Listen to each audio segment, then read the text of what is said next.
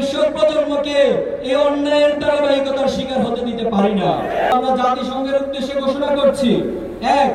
অবিলম্বে গাজা ইসরায়েলি গণহত্যা বন্ধ করতে হবে। ২. জায়নবাদী ইসরায়েলের গণহত্যা বিচার আন্তর্জাতিক আদালতে নিশ্চিত করতে হবে। ৩. যুদ্ধবিরতি নয়, গণহত্যা বন্ধে কার্যকর এবং সম্মিলিত পদক্ষেপ নিতে হবে। ৪. ১৯৬৭ সালের পূর্ববর্তী ভূমি ফিরিয়ে দিতে বাধ্যবাধকতা তৈরি করতে হবে। ৫. পূর্ব জেরুজালেমকে ফিলিস্তিন রাষ্ট্রের স্বাধীন রাজধানী হিসেবে আন্তর্জাতিকভাবে স্বীকৃতি দিতে হবে। ৬. ফিলিস্তিনের আত্মনিয়ন্ত্রণ, নিরাপত্তা ও রাষ্ট্রীয় সার্বভৌমত্ব প্রতিষ্ঠার পথ উন্মুক্ত করতে হবে। ৭. ইসরায়েলি পণ্য, প্রযুক্তি, অস্ত্র বিনিয়োগের উপর বৈশ্বিক নিষেধাজ্ঞা আরোপ করতে হবে। ৮. গাজায় অবরোধ ভেঙে খাদ্য, পানীয়, ঔষধ ও মানবিক সহায়তা প্রবেশের নিশ্চয়তা নিশ্চিত করতে হবে। ৯. জায়নিস অর্থনীতিকে সহযোগিতা করা বহুজাতিক কোম্পানিগুলোকে কালো তালিকাভুক্ত করতে হবে। ১০. আন্তর্জাতিক মানবাধিকার সংস্থা ও গণমাধ্যমকে গাজার প্রবেশাধিকার দিয়ে গণহত্যার সত্য বিশ্ববাসীর সামনে তুলে ধরতে হবে। মুসলিম উম্মার নেতৃবৃন্দের প্রতি আহ্বান, যেহেতু ফিলিস্তিন শুধু একটি জমিনের নাম নয়, এটি আমাদের অস্তিত্বের প্রতীক, এটি উম্মার আত্মপরিচয়। গাজার রক্তস্রোত আমাদের সম্মিলিত ব্যর্থতার সাক্ষী হয়ে আছে। ইসরায়েল একটি অবৈধ দখলদার শক্তি, যে উম্মার প্রথম কিবলা আল আকসাকে মুছে ফেলার শয়তানি প্রচেষ্টায় লিপ্ত রয়েছে। অথচ বিশ্ববাসী, বিশেষত মুসলিম এবং আরব দুনিয়া তার কাঙ্ক্ষিত ভূমিকা পালন করতে পারছে না। সেহেতু আমরা মুসলিম বিশ্বের নেতৃবৃন্দ ওআইসির উদ্দেশ্যে ঘোষণা করছি, ১. ইসরায়েলের সঙ্গে সকল কূটনৈতিক, সামরিক, অর্থনৈতিক ও বাণিজ্যিক সম্পর্ক অবিলম্বে ছিন্ন করতে হবে। ২. মুসলিম বিশ্বের রাষ্ট্রগুলোকে ইসরায়েলি পণ্য ও কোম্পানির বিরুদ্ধে বয়কট কর্মসূচি জোরদার করতে হবে। ৩. গাজার মুসলিম জনগণের পাশে ঔষধ, খাদ্য, আশ্রয় ও মানবিক সহায়তা দ্রুততম সময়ের মধ্যে পৌঁছে দিতে হবে। ৪. আন্তর্জাতিক আদালতে যুদ্ধাপরাধের বিচার প্রক্রিয়া মুসলিম রাষ্ট্রগুলোকে সম্মিলিতভাবে অংশগ্রহণ করতে হবে। ৫. ওআইসিকে আরো কার্যকর, ঐক্যবদ্ধ কণ্ঠে ফিলিস্তিন ইস্যুকে আন্তর্জাতিক মহলে উত্থাপন করতে হবে। ৬. মুসলিম রাষ্ট্রগুলোকে স্পষ্টভাবে ঘোষণা করতে হবে, ফিলিস্তিন ইস্যুতে ভিন্ন মত ও দ্বিধাদ্বন্দ্বের কোনো স্থান নেই, এটি উম্মার অস্তিত্বের সংগ্রাম।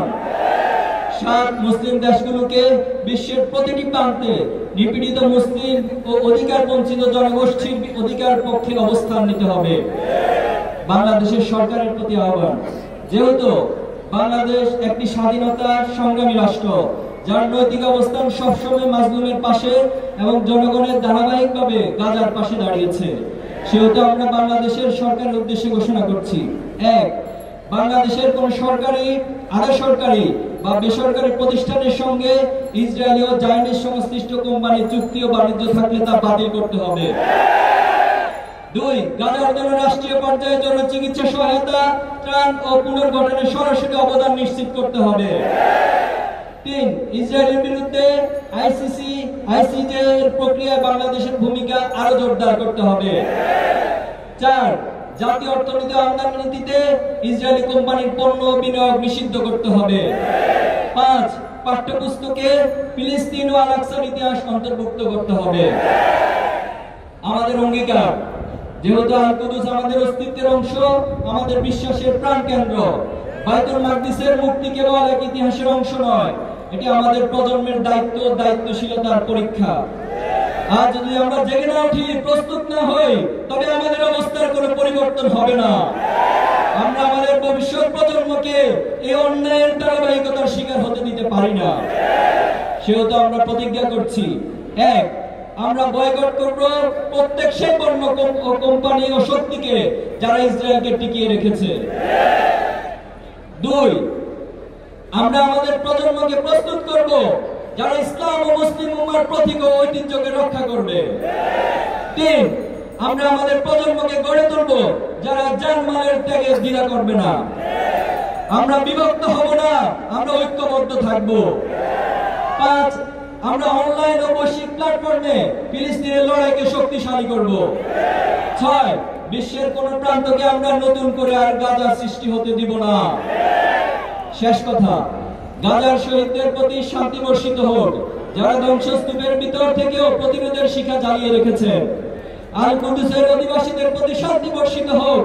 যারা নির্ভয় উচ্চারণ করে চলেছেন আল কুদুস আমাদের মর্যাদা এবং আমাদের অধিকার। হে গাজার লড়াকু সৈনিকেরা, তোমাদের রক্ত আজ পৃথিবীর বিবেককে কাঁপিয়ে দিয়েছে।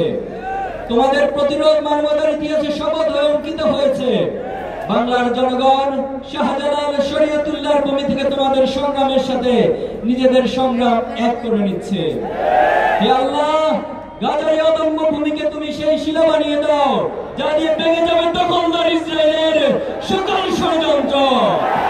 সংগ্রামী উপস্থিতি, আমরা ঘোষণা দিতে চাই, আমরা কোন সালাউদ্দিন আইবের অপেক্ষায় বসে থাকবো না। আমরা বাংলাদেশের জমিন থেকে এক একজন সালাউদ্দিন আইবি হয়ে ইসরায়েলের হাত থেকে ফিলিস্তিন এবং আল কুদুসকে রক্ষা করবো ইনশাআল্লাহ।